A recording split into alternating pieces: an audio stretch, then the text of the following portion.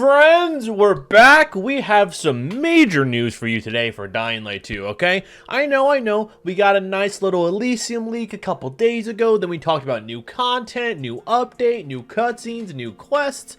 All that major stuff right there. And in today's video, we're going to be going over the Game Informer interview that happened with the lead game designer for Techland, good old Timon Smektala. The article kind of jumps all over the place between various topics. They talk about how Techland felt when the game did launch. They talk about how they're excited, nervous, you know, all the emotions that you go with this major project that you've been working on for like 5+ years. So we're going to go ahead and talk about the major points. The main focus of this video will specifically be anything regarding the new DLC. The new DLC, for those of you that don't know, it was outlined in their post-launch content roadmap, which you can find on screen right now. So obviously the interview starts out with saying how excited Techland is. They're excited to be working on post-launch content because they know how important supporting a game after launch. I mean, honestly, that's no surprise. We saw what they did with the original Dying Light. They made major updates over the course of 7+ years, and they're going to be doing the same with Dying Light 2. They are very much committed to be fixing this game, adding more content, and one of the things that Timon did say in here was that one of the reasons is what I think we have realized.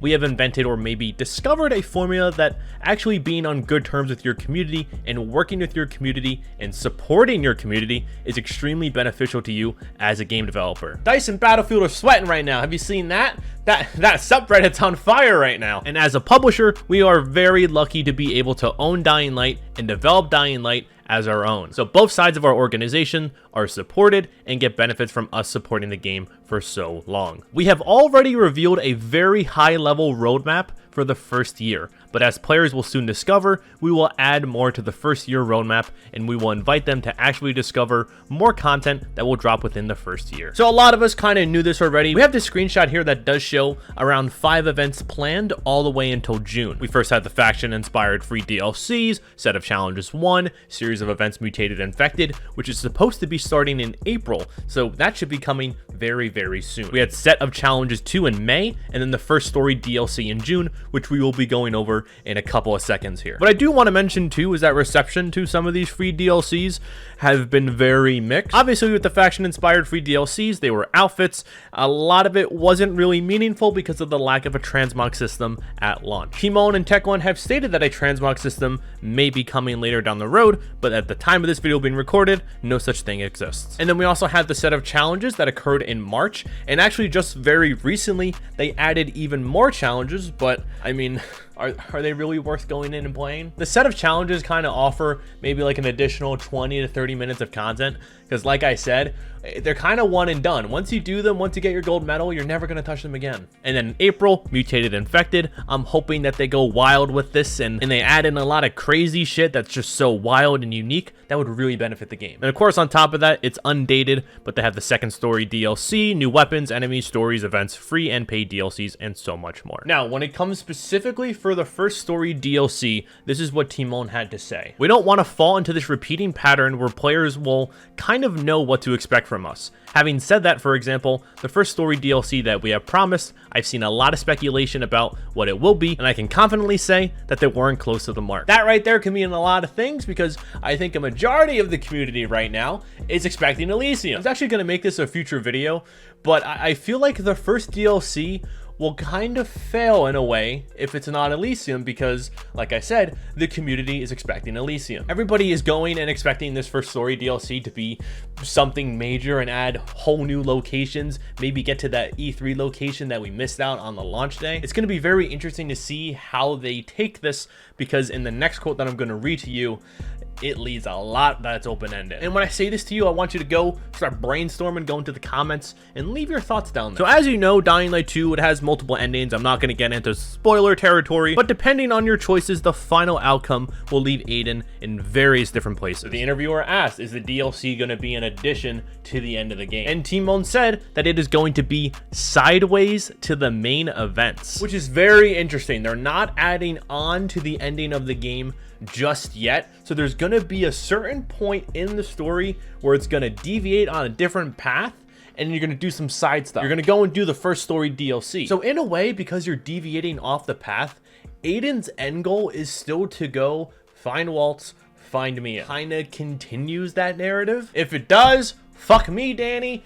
I'm really sick of it. Me personally, I just like where the game was left off because it wrapped up that entire story in a bow, and now the future could go and be whatever you want. But I will say, if they go and ignore the whole Mia Waltz thing, that's great. Me personally, what I would like to see, so there's like this little gray section when you do the E3 mission and then you do the final mission. If you beat the game, you know exactly what I'm talking about. It's that area right after you go and decide whether or not to do the water pump. That's like a little section of the game that is just on fucking hyper speed and it wants to end. So maybe right there they go and add this whole side events. Maybe it expands on the Colonel, it expands on the Renegades, expands on some of the factions that are in the game. That would be something that I would love to see. Timon did say that at some point, we will actually start adding to the events that happen at the end of the game. We have some ideas on paper as they are implemented right now. It seems promising, but definitely this will be a challenge. And like I said, this is where I want to hear from you. When and where do you think this will occur during the story of Dying Light 2? I actually went on Twitter, I asked this question, and I proposed my idea of it being between the E3 mission and final mission of the game. Some people did say maybe it will lead to an underground bunker where they supposedly should be stored all the city's guns and ammunition.